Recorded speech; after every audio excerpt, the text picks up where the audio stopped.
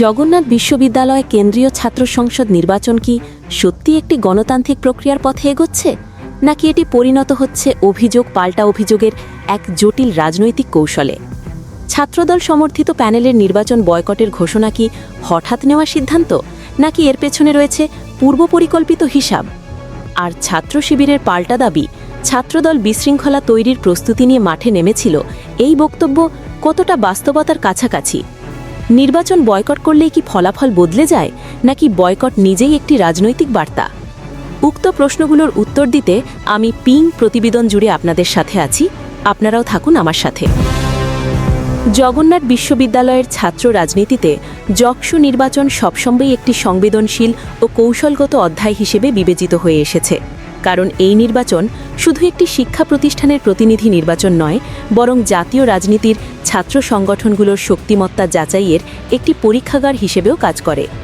সর্বশেষ পরিস্থিতিতে আমরা দেখতে পাচ্ছি যে ছাত্রদল সমর্থিত প্যানেল আনুষ্ঠানিকভাবে নির্বাচন বয়কটের ঘোষণা দিয়েছে, যা সঙ্গে সঙ্গেই ক্যাম্পাস রাজনীতিতে নতুন উত্তেজনার জন্ম দিয়েছে।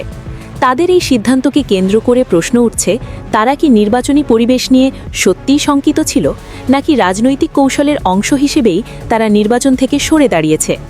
ছাত্রদলের বক্তব্য অনুযায়ী নির্বাচনী পরিবেশ সুষ্ঠু নয় এবং একটি নিরপেক্ষ নির্বাচন নিশ্চিত করা সম্ভব হবে না, এমন আশঙ্কা থেকেই তারা বয়কটের সিদ্ধান্ত নিয়েছে।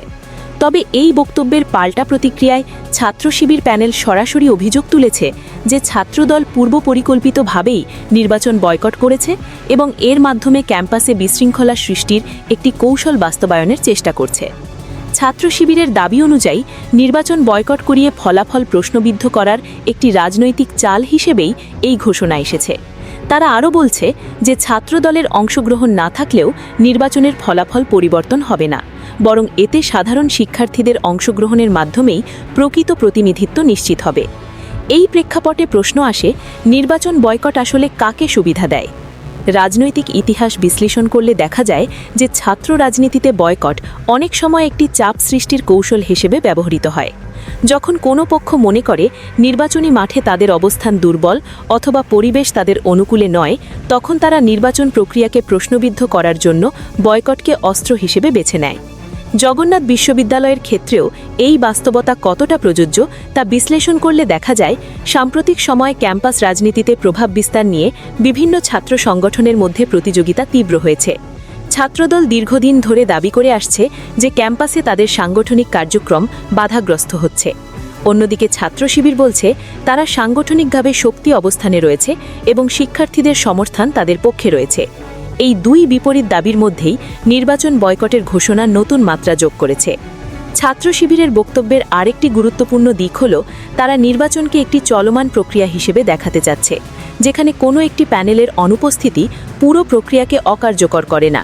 তাদের মতে গণতন্ত্রের মূল শক্তি শিক্ষার্থীদের ভোটাধিকার, এবং যারা নির্বাচনে অংশ নিচ্ছে তাদের মাধ্যমেই সেই অধিকার বাস্তবায়িত হবে। এখানে কৌশলগতভাবে ছাত্র শিবির নিজেদেরকে স্থিতিশীল ও আত্মবিশ্বাসী শক্তি হিসেবে উপস্থাপন করতে চাইছে।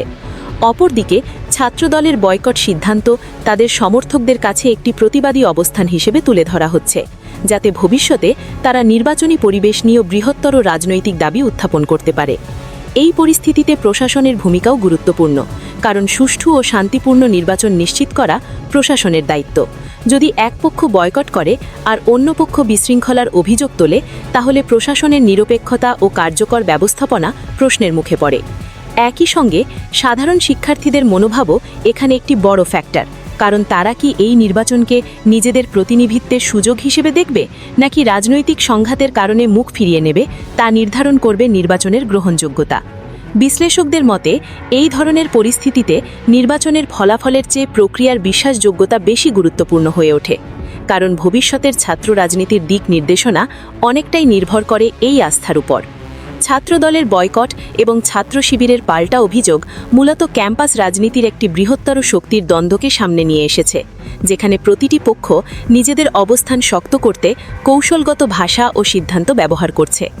এখন দেখার বিষয়, এই নির্বাচন শেষ পর্যন্ত কোন বার্তা দেয়। এটি কি অংশগ্রহণমূলক গণতন্ত্রের উদাহরণ হয়ে উঠবে, নাকি বয়কটের রাজনীতিকে আরও উৎসাহিত করবে? এই প্রশ্নগুলোর উত্তর খুঁজতেই জকসু নির্বাচন এখন শুধু একটি বিশ্ববিদ্যালয় ইস্যু নয়, বরং ছাত্র রাজনীতির ভবিষ্যৎ কৌশল বোঝার একটি গুরুত্বপূর্ণ অধ্যায় হয়ে উঠেছে।